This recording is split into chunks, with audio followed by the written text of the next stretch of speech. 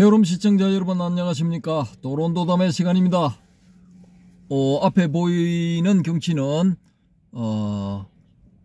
낙동강변에 있는 맥도 생태공원에서 보는 한 폭의 그림 같은 경치가 되겠습니다. 오늘 여기서 말씀드릴 것은 중국 선종, 선종 초창기 이 해능 6조 해능대사 직후의 중국 선사상입니다. 그 부분에 대해서 말씀을 드리는데요. 당연히 6조 해능대사의 직계는 아니고 한 8촌 정도 되는 반개의 선사상을 말씀을 드리는데요. 이분이 누구냐 하면은 익주 보당사 무주선사가 되겠습니다. 무주선사. 생물연대는 714년에서 774년입니다.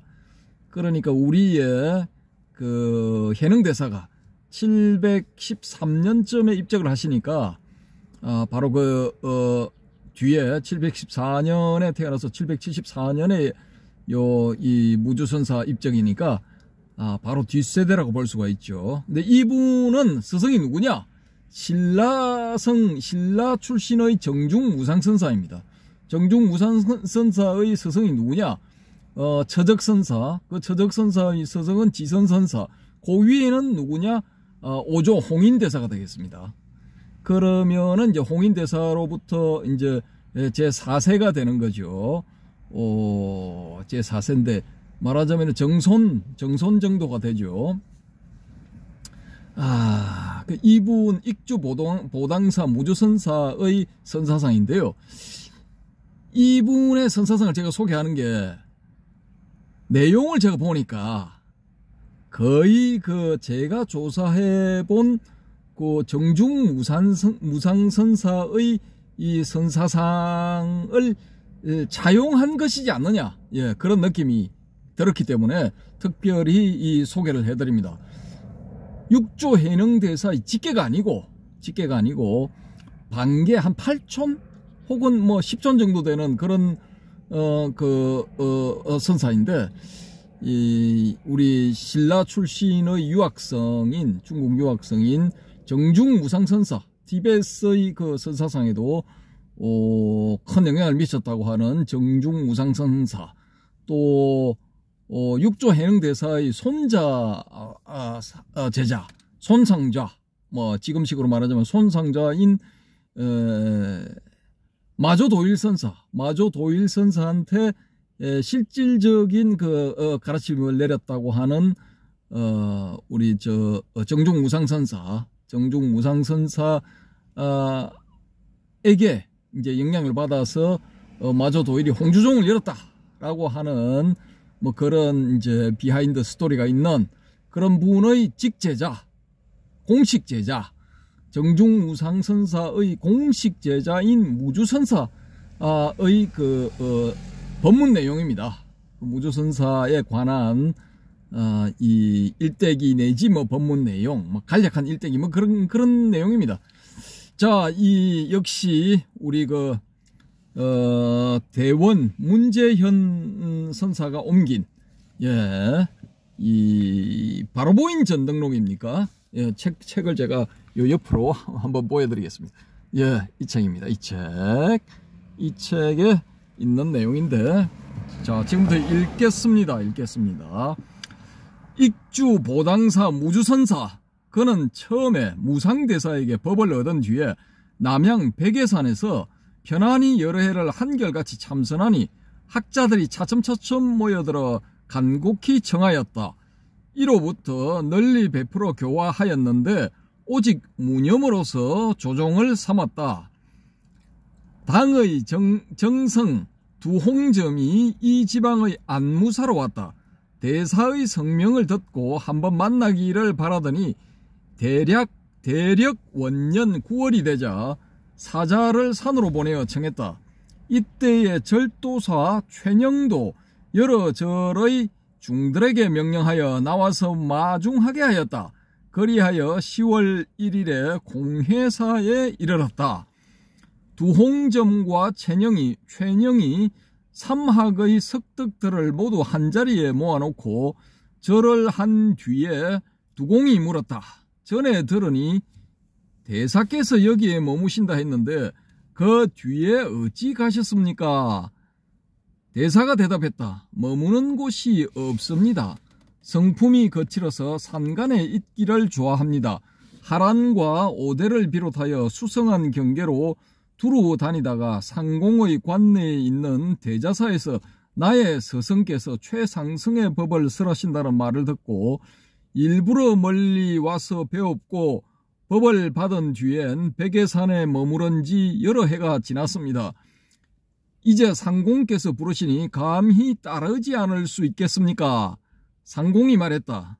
제가 듣건대 지금 스님께서는 기억하지 마라, 생각하지 마라, 망령되지 마라는 쇠규절 법을 설하신다는데 사실입니까? 이게 이제 무억무념 망망이 되죠. 무억무념 망망은 정중무상선사의 그 핵심 가르침입니다. 제가 듣건데 지금 스님께서는 기억하지 마라, 생각하지 마라, 망령되지 마라는 쇠규절 법을 설하신다는데 사실입니까? 그렇습니다. 이 쇠규절은 하나입니까? 셋입니까? 기억하지 말라 함은 계요, 생각하지 말라 함은 선정이요, 망령되지 말라 함은 지혜이나 한 마음도 내지 않으면 계와 선정과 지혜를 갖추는 것이니 하나도 셋도 아닙니다.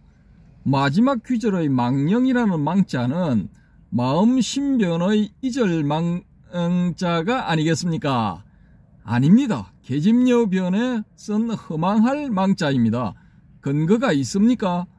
법구경에 정진한다는 생각을 일으키면 그는 망령된 것이요, 정진이 아니다.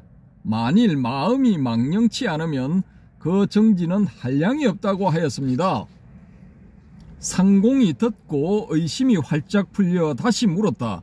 대사께서는 앞으로도 새 규절의 법문으로 사람들을 제도하시겠습니까? 대사가 대답했다. 초심자에게 생각을 쉬어 의식의 물결을 멈추게 하면 물이 맑아져서 그림자가 나타나듯 하겠지만 무념의 당체를 깨달으면 정멸이 드러나 무념이랄 것도 세울 필요가 없습니다. 이때에 뜰 앞의 나무 위에서 까마귀가 울었는데 상공이 물었다. 들으십니까? 들었소. 조금 있다가 까마귀가 날아갔는데 상공이 다시 물었다. 들으십니까? 듣습니다. 까마귀가 날아가서 소리가 없거늘 어찌하여 듣는다 하십니까? 이때의 대사는 대중을 향해 고하였다. 부처님의 세상은 만나기 어렵고 바른 법은 듣기 어려우니 모두 자세히 들어라.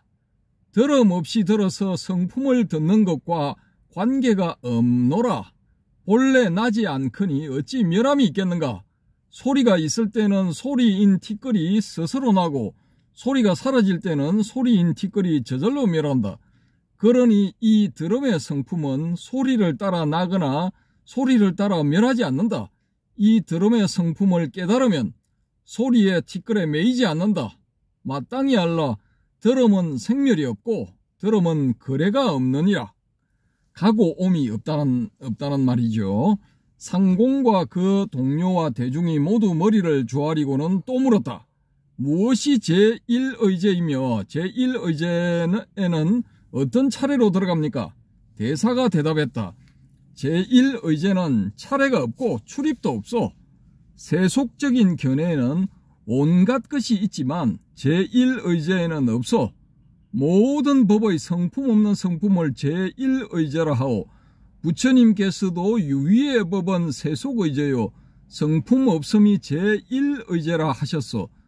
스님께서 보여주신 바는 실로 불가사의합니다. 상공이 다시 물었다. 제자는 성품이 천박하지만 지난날에 공무의 틈을 타서 기신론 장소 2권을 읽었는데 불법이라 하겠습니까? 장소를 짓는다는 것은 모두가 식심을 움직여서 유의의 작용을 사량 분별한 것이니 마음을 일으키고 생각을 움직여야 소를 지을 수 있습니다. 기신론의 말씀에 온갖 법은 본래부터 언어와 이름의 형상을 여의고 마음으로 반연할 형상을 여의어서 끝끝내 평등하고 변함이 없고 오직 일심만이 있어 진심이라 한다 하였습니다. 이제 상공은 언어에 집착되고 이름의 형상에 집착되고 마음으로 반연할 형상에 집착되고 갖가지 형상에 집착되었으니 어찌 불법이라 하리요. 상공이 일어나서 절을 하고 말했다. 제자가 일찍이 여러 공봉대덕들에게도 이 일을 물었더니 모두가 이 제자를 칭찬하며 불가사의하다고 하였는데 그들은 모두가 인정에 끌렸고 대사는 지금 이치에 맞추어 설명해 주시니 심지어의 법에 합한 진실한 진리여서 불가사의함을 알았습니다. 상공이 다시 물었다. 어떤 것이 나지 않는 것이며 어떤 것이 멸하지 않는 것이며 어떻게 해야 해탈하겠습니까? 대사가 대답했다. 경계를 보고 마음을 일으키지 않으면 나지 않는다 하고 나지 않으면 멸하지 않나니 나지 않고 멸하지 않으면 앞 경계에 속박되지 않고 바로 그 자리에서 깨달음을 얻습니다. 나지 않으면 무념이라 하고 무념이면 멸하지 않나니 무념이면 속박이 없고 무념이면 해탈이랄 것도 없습니다. 요점을 말하노니 마음을 알면 생각을 여의게 되고 성품을 보면 해탈하게 됩니다. 식심을 여의고 성품을 보는 이외에 다시 어떤 법문으로 위 없는 보리를 정득한다 하면 옳지 못합니다. 상공이 다시 물었다. 무엇을 일러 마음을 알고 성품을 본다 합니까? 온갖 수도인이 생각을 따라 헤매는 것은 참마음을 알지 못하기 때문입니다. 참마음은 생각이 생길 때에도 따라 생기는 것이 아니고 생각이 멸할 때에도 따라 고여지는 것이 아니니 가지 않고 오지 않으며 안정치도 않고 어지럽지도 않으며 취하지도 않고 버리지도 않으며 들떠지도 않고 침체하지도 않으며 함이 없고 형상도 없으나 활발하게 평상시에 자유자재합니다. 이 마음의 본체를 끝내 얻을 수 없어서 깨달아 알 수 없으며 눈에 닿는 것이 모두가 진여이니 견성 아닌 것이 없습니다. 자, 여기 중요한 구절이 있습니다. 눈에 닿는 것이 모두가 진여이니 견성 아닌 것이 없습니다. 요 구절을 잘 기억하십시오. 눈에 닿는 것이 모두가 진여이니 견성 아닌 것이 없습니다. 왜냐? 요 다음에 말씀드릴 도마복음 속의 선사상에서 다룰 주제가 바로 눈에 닿는 것 요것입니다. 그렇기 때문에 눈에 닿는 것이 모두가 진여이니 견성 아닌 것이 없습니다. 요 구절을 잘 기억하시기 바랍니다. 상공과 대중이 절을 하고 찬탄과 기쁨을 표시하면서 물러갔다. 나중에 보당사에 살다가 임종했다. 예, 이상이 이 정중무상선사의 공식적인 제자, 이 익주 보당사 무주선사에 대해서 주로 법문을 중심으로 말씀을 드렸습니다. 예, 뭐 책을 읽었습니다. 전문을 읽었는데요. 여기서 제가 이제 앞 시간에도 비슷한 이런 경우를 말씀을 드렸는데, 그때는 이제 해능대사, 육조 해능대사의 앞 시대에, 바로 한 세대 정도 앞 시대에 활약한 그 스님의 사상을 이렇게 읽어드렸죠. 그죠? 여기는 이제 바로 뒷세대입니다. 뒷세대에 읽어드렸기 때문에 요 두 부분들, 요 육조 해능대사하고 직접적인 연관이 이제 한 분은 완전히 없고, 또 지금 이 무주선사는 이제 8촌 내지 10촌 정도의 그런 연결고리가 있는 이런 분인데, 예, 이분의 그 법문을 참조를 하시면은 당시에 이 소위 말하는 남종의 선사상을 제외한 일반적인 선사상의 내용을 이제 아실 수가 있는 겁니다. 이 남종 말고 또 이제 신수계열의 북종이 있다고 하는데, 그 남종도 아니고 북종도 아닌 또 다른 그 선사들의 그런 사상, 그걸 이제 우리가 캐치를 하고 들어가게 되면은 육조 해능의 선사상과 어떤 점이 공통점이고 어떤 점이 또 육조 해능의 독특한 점인가? 예, 이런 점들을 잡아낼 수 있다라는 게 이제 제 생각입니다. 그래서 이제 요 육조 해능의 전과 후에 대해서 어떤 선사상들이 있었는가를 말씀을 드렸습니다. 근데 요 살펴본 소감이 어떠십니까? 저는 이제 이 전등록 책을 보면서 우리가 이제 알기는 육조 해능계열이야말로 진짜 이제 참다운 그런 그 선사들이다. 이렇게 이제 봐가고 있었는데, 알고 보니까 육조 해능 혹은 직계 제자들, 그 후손들이 쓰는 그런 법문의 내용들이 이미 이 일반적인 중국 전 지역에서 참선을 하는 그런 그 소위 말하는 선사들이 이미 그런 정보를 다 가지고 있었다는 거예요. 가지고 있고 또 법문을 했다라는 것입니다. 그래서 우리가 이 육조 해능계열만이 유일한 그런 어떤 직지인심 견성성불을 할 수 있는 그런 계보다 오가칠종만이 오직 이 정통이고 나머지는 다 비정통이다. 이런 생각은 이런 생각을 가지는 것이 좀 위험하다. 예, 위험하다는 그런 말씀을 드립니다. 그래서 폭넓게 광범위하게 앞으로도 이제 한번 다루어 보겠습니다. 오가칠종의 소위 말하는 정통 법통 외에도 다른 선사들도 아주 중요한 그런 그 법문들을 많이 하셨거든요. 이제 이 경덕 전등록을 다루면서 그런 분들에 대해서도 간간히 이렇게 섞어가면서 말씀을 드리겠습니다. 예, 이상으로 육조 해능대사의 직후의 그 주변 그 선종의 어떤 사상에 대해서 한번 살펴봤습니다.